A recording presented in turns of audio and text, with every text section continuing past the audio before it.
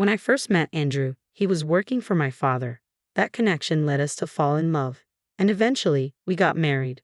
After our wedding, Andrew and I decided I would stay home, allowing me to focus on my hobbies like sewing and knitting. I loved making scarves and gloves for him every winter, gradually improving my skills until he proudly compared my creations to store-bought items.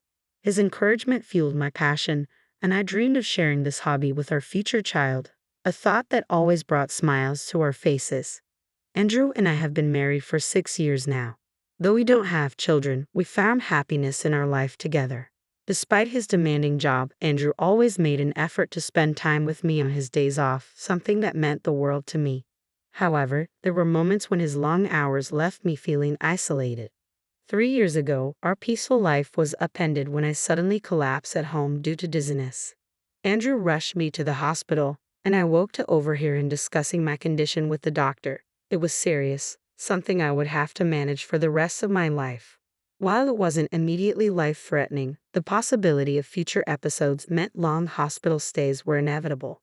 Despite my anxiety, Andrew was there, reassuring me. He told me not to worry and promised to visit as often as he could. During one of those hospital stays, I found myself reflecting on the many scarves and gloves I had made for him over the years, now carelessly tossed aside. Then, one day, in what seemed like a thoughtless comment, Andrew remarked, "I married you because you're the boss's daughter." His words stung deeply. A cold realization washed over me. I needed to confront him about his true feelings and how we could move forward in our marriage. Though Andrew tried to comfort me with reassuring words, the wound from his earlier comment lingered. He continued to visit me, bringing my sewing tools to help pass the time.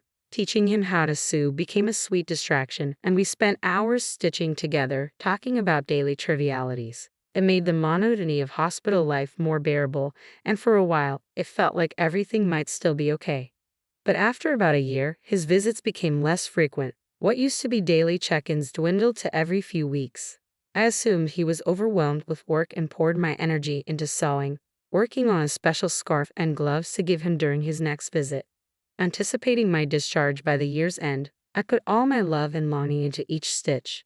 When he finally came back, I eagerly handed him the gloves I had made. But instead of gratitude, I was met with a cold, detached stare. "Are you still making these?" "It's annoying," he said bluntly, pushing the scarf, still untouched, back into my hands, along with divorce papers. His words cut deeper than any physical pain. Andrew explained that he could no longer take care of me and felt it was time for us to part ways.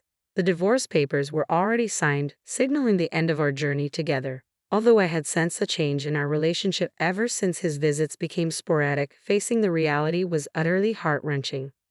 I had always tried to convince myself that Andrew was simply overwhelmed with work, but deep down, I knew the truth. The Andrew I once knew, kind, attentive, and supportive, would never have let work stand in the way of being there for me. When he stopped visiting without any explanation, I knew something was wrong.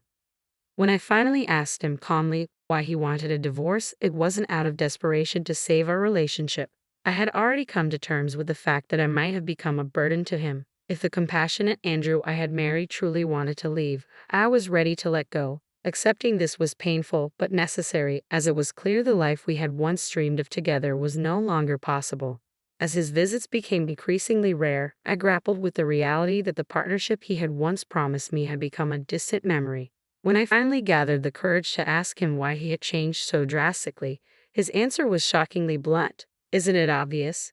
Ever since I married you, it's been one problem after another. I'm so tired of those scarves and gloves you make every year. Honestly, I only married you because your dad was my boss."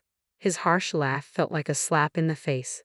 His words revealed a deep-seated resentment toward the simple joys I had cherished in our life together, joys that he now ridiculed as trivial and embarrassing. As he vented his frustrations, I noticed the luxurious, finely made scarf wrapped around his neck, one I hadn't made. It hit me then. Perhaps he had never appreciated any of the gifts I lovingly crafted for him. Maybe they had always been nothing more than an annoyance to him. The realization stung deeply. After I became ill and my father retired, it became painfully clear that Andrew no longer felt the need to keep up the facade of a caring husband. During the first year of my illness, he had visited me regularly, but now I understood it was likely more about preserving his image at work. He had gained a reputation among his colleagues as the dedicated husband, caring for his sick wife. This facade had benefited him professionally, and it seemed he had only kept it up to enhance his standing. When I confronted him about this, pointing out how his visits seemed more about maintaining his image than genuine concern for me, Andrew was momentarily caught off guard. Then, with a sheepish admission, he confirmed what I had suspected. My condition had indeed made things easier for him at work, bolstering his reputation. His candid acknowledgement shattered any remaining illusions I had. To Andrew, my worth had never been tied to our love or the life we had built, it had been tied to his career and image. I once believed we had built something meaningful, but the reality was that Andrew saw my illness as a tool to serve his own interests. This harsh truth became a turning point for me, highlighting the vast gap between the life we had promised each other and the one we were truly living. Throughout my illness, Andrew had capitalized on the sympathy and goodwill of others. He candidly admitted how mentioning my condition at work earned him extra praise for his supposed dedication and how easily he was granted breaks. If I worked late, everyone praised me for being so committed, and if I needed time off, all I had to say was my wife is sick, he explained, without a hint of remorse. His tone was almost boastful as he added that my illness had paved the way for his upcoming promotion. He dismissed his colleagues as fools, easily manipulated by his story. As I listened, I no longer saw the man I had loved but a stranger with a cruel smile, revealing his true nature. Resigned and fully aware of the extent of his deceit, I quietly accepted the reality of our situation. Well, if my illness was useful to you, at least there's that. But we probably won't see each other again. Take care, I said calmly, handing him the divorce papers. He barely glanced at them before taking them and leaving without a second thought, marking the end of our marriage. After he left, the weight of it all came crashing down, and I broke down in tears, alone in the silence. Shortly after, I was discharged from the hospital and returned to my parents' home. When my father learned how Andrew had exploited my condition for his own gain, he was furious. I never expected him to act like this, he exclaimed, shocked by Andrew's behavior. By that point, I had come to terms with the end of our marriage. I reassured my father, telling him I needed time to heal and wished to stay with them for a while. My parents were fully supportive, encouraging me to do whatever made me happy. At that moment, happiness meant being with family and finding comfort in their love and care before deciding what my next steps would be. I decided to visit our old house, but to my surprise, the front door lock was broken. Confused, we rang the doorbell, only to be greeted by a stranger who informed us he had purchased the house a few months ago and now lived there with his family. While my parents were outraged, I chose not to cause any trouble for the new residents and left quietly. Still unsettled, I called Andrew to confront him about the house.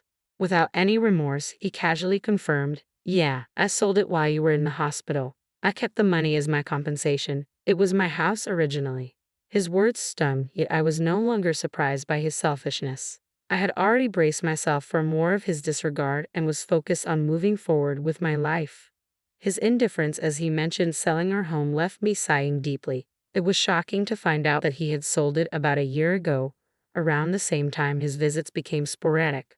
The fact that he had made such a significant decision without even consulting me, especially since we were still technically married and hadn't finalized the division of our assets, was astounding. Although the divorce papers were signed, we had planned to meet the following week to settle these matters. But Andrew had preemptively acted on his own. When I confronted him over the phone, trying to maintain my composure, I said, "You didn't understand anything." His confused response was, "What do you mean?" I simply replied, "I'll explain next week," and hung up. Turning to my concerned parents, I managed a small smile and asked my father for a favor. I outlined my plans and requested his help in preparing everything. "I've already prepared all the necessary documents. There's not much time before our meeting next week, but we'll manage," my father assured me, though his worried smile showed how much this situation weighed on him. As my father, he likely felt a mix of guilt for introducing me to Andrew and anger toward him for his actions. His determination to support me was clear, and I was deeply grateful. As the day of the meeting approached, I felt a sense of calm knowing I had my family by my side. I found myself unexpectedly smiling at the thought of Andrew's reaction to the preparations we had made. We decided to hold the meeting at my parents' house. My parents and I sat on one side, with Andrew facing us from across the room. Despite knowing the pain the divorce had caused, Andrew appeared utterly indifferent, even smirking at times. His demeanor was not just unapologetic but blatantly arrogant, which only strengthened my resolve. Sitting beside my parents, I felt the weight of the injustice he had done to me, but also a deep sense of empowerment, knowing my family stood with me as we prepared to face him together. As the discussion began, I maintained my calm, assuring Andrew, I don't plan to ask for too much. He tried to appear generous, claiming that the money from selling the house should suffice. My father visibly tense, anger flashing across his face, but I gently touched his hand to calm him, silently signaling that we had the upper hand and didn't need to let emotions take over. Before we proceed, there's something important we need to address, I said, taking a document from my father and holding it out for Andrew to see. The house was indeed in your name, but the land it stands on belongs to my father, who holds the title, I explained calmly. Andrew's smirk faded slightly, replaced by a frown. So what? The house was still mine. No one can argue with that. Do you think this gives you some way to get back at me? He chuckled dismissively, failing to grasp the implications. It's true, you legally sold the house, I acknowledged. However, since the land is still owned by my father, this poses a significant issue for the family who purchased it. I continued, outlining the predicament. You sold the house, yes, but as the landowner, my father could theoretically demand rent from the family currently living there. Wouldn't that cause them considerable trouble? Andrew's smirk vanished as the gravity of the situation sank in. His arrogance quickly gave way to a look of uncertainty, and for the first time, he seemed to realize the consequences of his actions.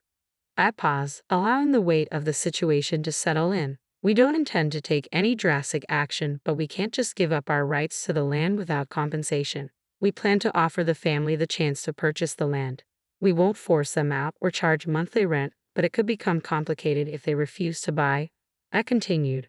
Originally, my father intended this land as a gift for us to build our life on, not for it to be sold off to strangers without consideration. If the family refuses to buy the land, they might even sue you, feeling misled into believing they owned everything. Imagine their frustration, thinking they had bought their dream home, only to discover unexpected expenses hanging over them. With the land ownership confirmed, we soon visited the family who had purchased the house to address the situation and seek a fair resolution. Our approach aimed not only to protect my family's interests but also to show compassion for the new homeowners, preventing further conflict or distress.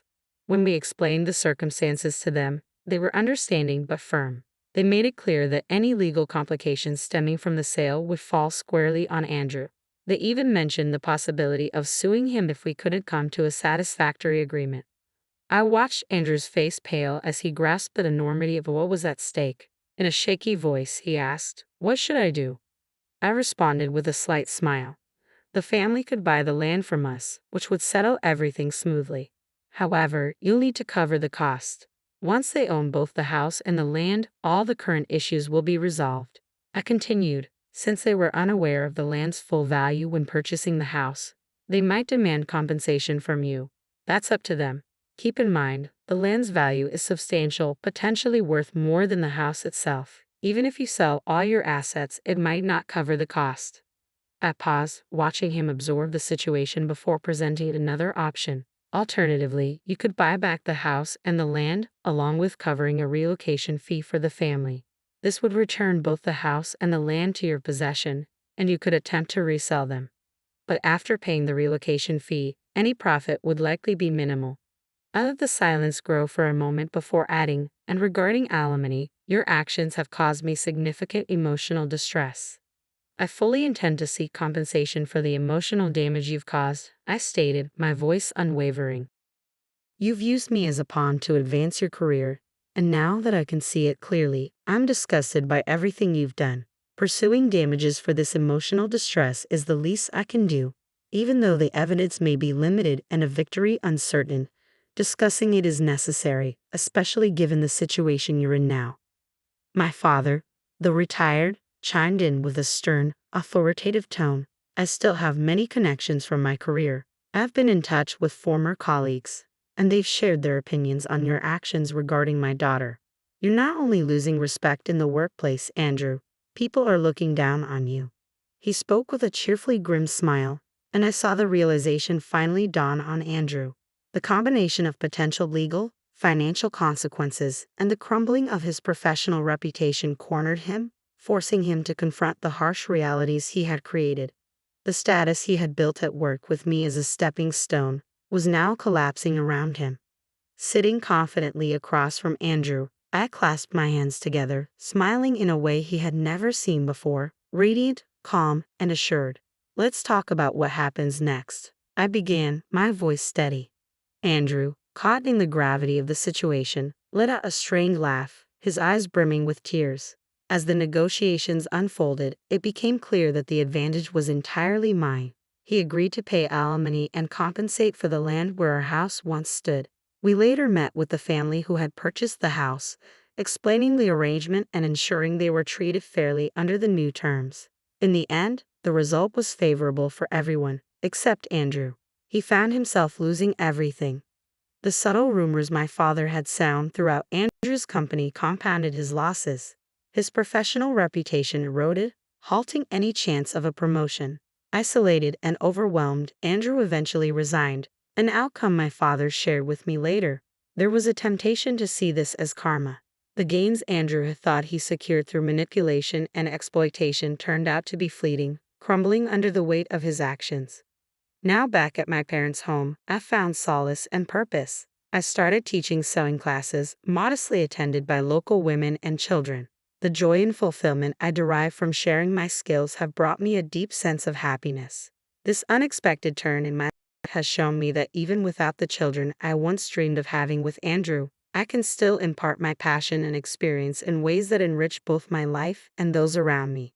More than anything, this journey has taught me about the resilience of the human spirit and the surprising paths that lead to true fulfillment.